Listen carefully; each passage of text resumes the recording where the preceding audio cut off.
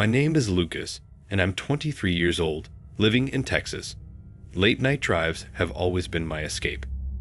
The quiet roads and the hum of my car's engine helped me clear my head.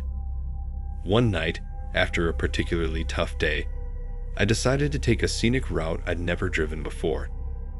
This road was different, isolated, winding through dense woods and rolling hills. The moonlight barely penetrated the thick canopy of trees, creating eerie shadows that danced across the road.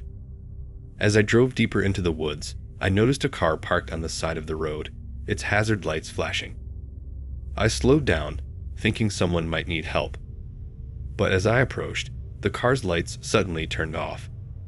It was an old vehicle, covered in dust, looking like it had been there for a long time. It gave me the creeps, but I kept driving, unable to shake the feeling that I was being watched. A few miles later, I saw a figure on the road ahead. At first, I thought it was a hitchhiker. As I got closer, I realized it was a person standing still, right in the middle of the road. I slammed on the brakes, heart pounding, and the figure stepped aside, motioning me to pass. Something about it felt wrong, so I kept my distance and drove past slowly, feeling their eyes on me the entire time.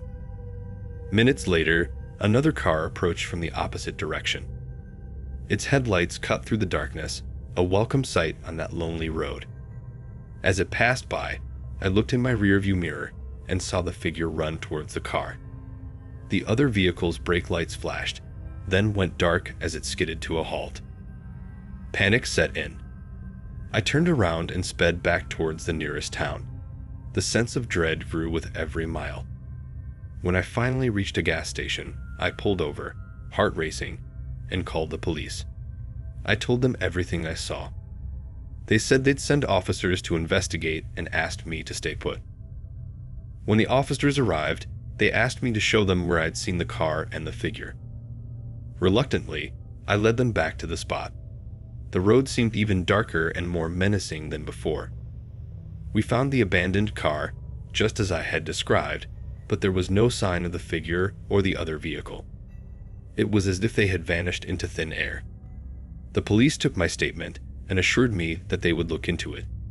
They said it might have been a prank or someone in distress who had managed to leave before they arrived.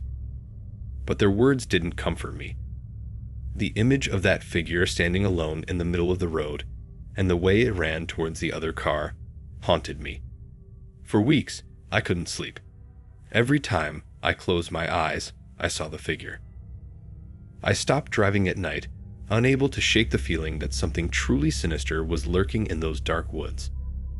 I started looking up local news, trying to find any mention of similar sightings or incidents, but there was nothing.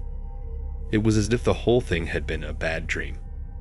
Months passed, and I tried to move on with my life, but the memory of that night never left me. I became more cautious, more aware of my surroundings. Friends and family noticed the change in me, but I couldn't bring myself to tell them a whole story. It sounded too unbelievable, too surreal. One night, I was having dinner with a friend, and we got to talking about strange experiences. Hesitantly, I shared my story. To my surprise, my friend didn't laugh or dismiss it. Instead, he listened intently, a serious expression on his face. When I finished, he told me that he had heard rumors about that stretch of road. Stories about disappearances and unexplained sightings, things that the locals didn't like to talk about. Hearing that gave me a strange sense of validation. I wasn't alone in what I had experienced, but it also filled me with a deeper sense of unease.